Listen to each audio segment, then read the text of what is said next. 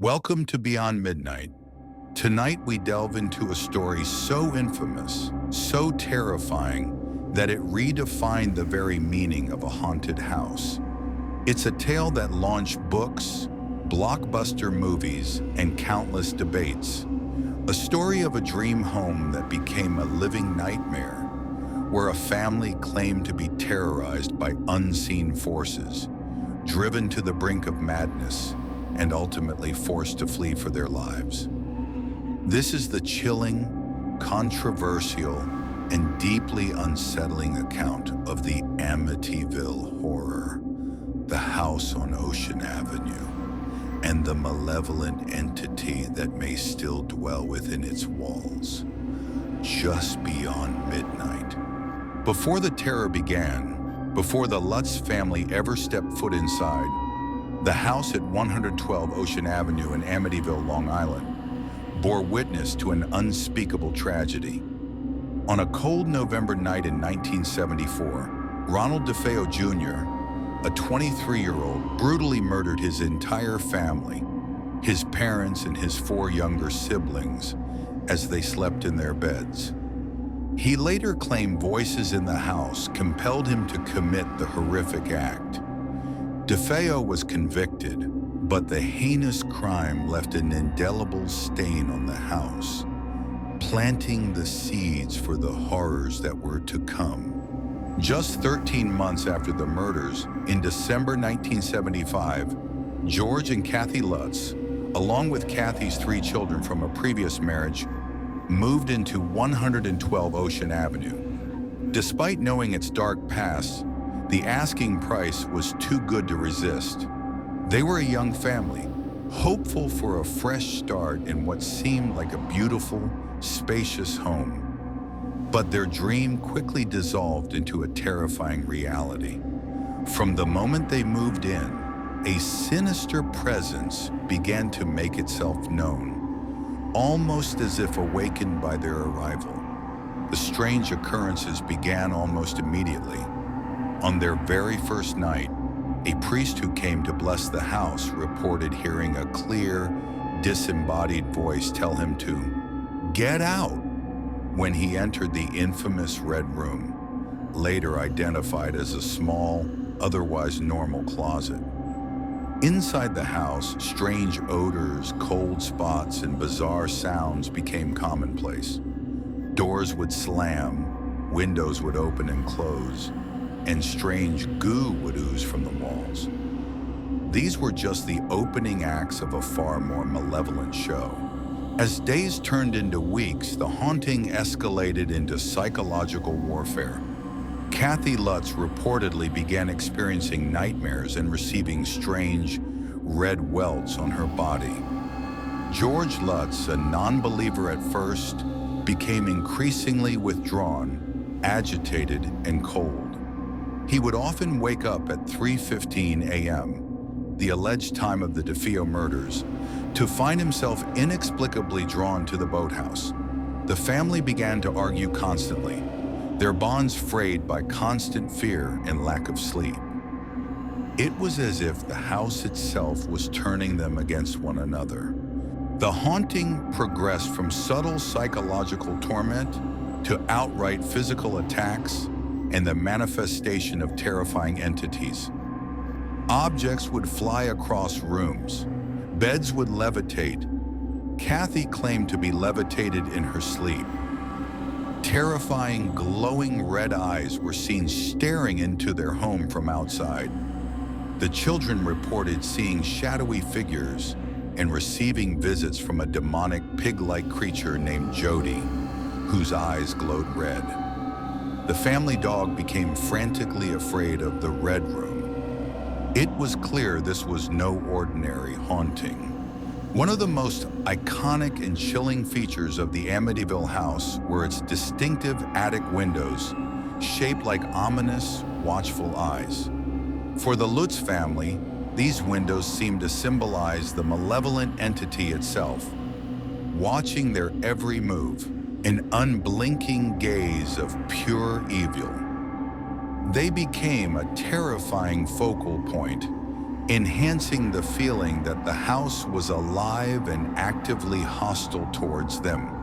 Desperate, the Lutz family called upon priests to perform exorcisms, but these attempts were met with violent resistance from the unseen forces. Priests reported being physically assaulted, experiencing sudden fevers, and hearing terrifying growls and threats. The spiritual attacks only intensified after these attempts, signaling that the entity was powerful and unwilling to be dislodged. The family felt increasingly isolated and helpless. After just 28 terrifying days, the Lutz family fled their dream home in the dead of night, leaving all their possessions behind. They claimed they feared for their lives and their sanity. Their story, documented in Jay Anson's best-selling book, The Amityville Horror, became a global phenomenon, sparking both widespread belief and intense skepticism. The Amityville Horror, despite its popularity, has always been plagued by controversy. Skeptics argue that George and Kathy Lutz fabricated or heavily embellished their story for financial gain and fame. Critics point to inconsistencies in their narrative, the lack of verifiable evidence, and the involvement of lawyer William Weber, who famously claimed he and the Lutzes created this horror story over many bottles of wine. Many believe the entire tale was a sophisticated hoax. However, the Lutzes vehemently maintained the truth of their experiences until their dying days. They underwent polygraph tests, which they reportedly passed, and insisted that no amount of money could compensate for the terror they endured. Their supporters point to the consistent trauma they displayed, the shared experiences among multiple family members, and the sheer detail of their accounts as evidence of a genuine haunting. The original priest's testimony about the voice telling him to get out also remains a compelling, often overlooked detail. The house at 112 Ocean Avenue has had multiple owners since the Lutzes, none of whom have publicly reported similar widespread paranormal activity.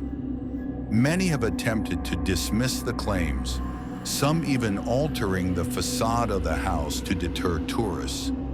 Yet, despite the efforts to erase its past, the chilling legacy of the Amityville Horror continues to draw curiosity seekers and remains a dark landmark in paranormal history.